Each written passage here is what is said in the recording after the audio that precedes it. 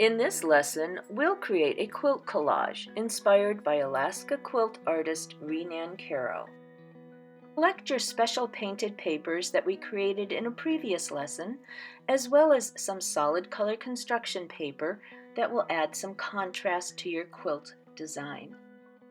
You'll also need some scissors and glue.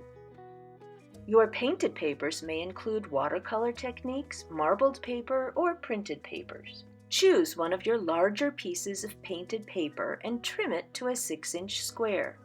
Older students could work larger if they choose to, but a 6-inch square is a good size for a quilt collage background. Glue your 6-inch paint paper square to a 7-inch square of solid color construction paper to frame it.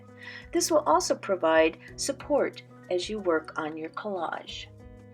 Once you've chosen your paint paper background, select a variety of solid color and painted papers that you think look good with the background you've chosen.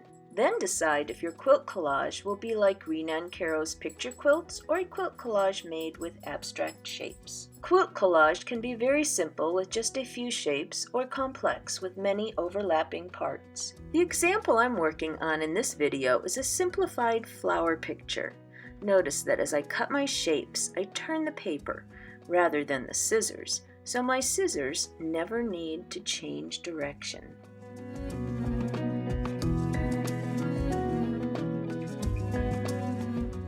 Also, notice that as I cut out my shapes, I'm not gluing anything down yet. That's because I might want to make changes as I cut out the pieces.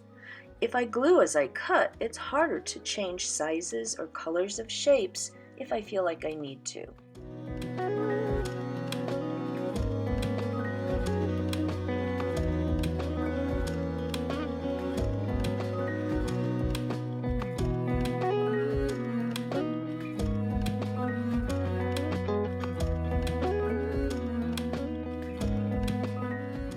Notice how a few pieces of solid color can really make the painted paper shapes pop because of the contrast.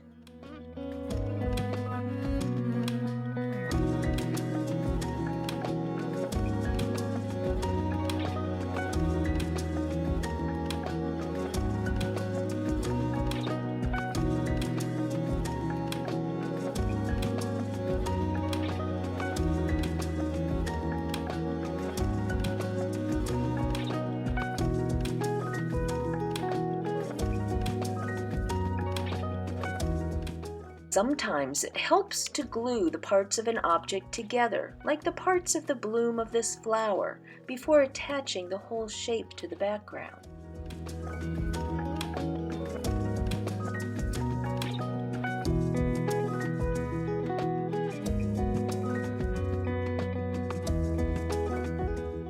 Before gluing pieces to the background, think about parts that overlap each other so you can decide which pieces to glue to the background first, such as gluing the stem down first so that the flower sits in front of it.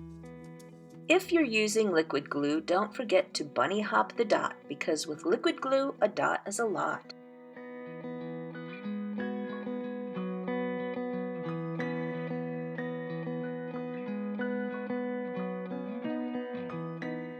When using a glue stick, it's especially important to have scrap paper, like this old phone book, under the piece you're putting glue onto. This way, the glue goes all over the edges of a piece to make sure there's enough glue so the piece will attach firmly without turning your workspace into a sticky mess.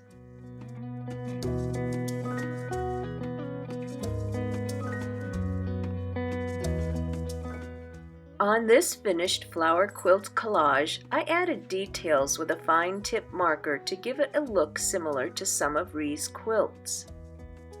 This quilt collage is made with triangles of different sizes that stack on one another and has a more traditional quilt look to it. This last example is very abstract and more complex with many overlapping pieces. All of these quilt collage examples look as if they're made with printed fabrics, similar to what our quilt artist Ree Nancarrow might use. Once your collage quilt square is finished, don't forget to sign your name. Collaging with painted papers can be so much fun, so don't throw away your scraps because they can be used in so many other projects.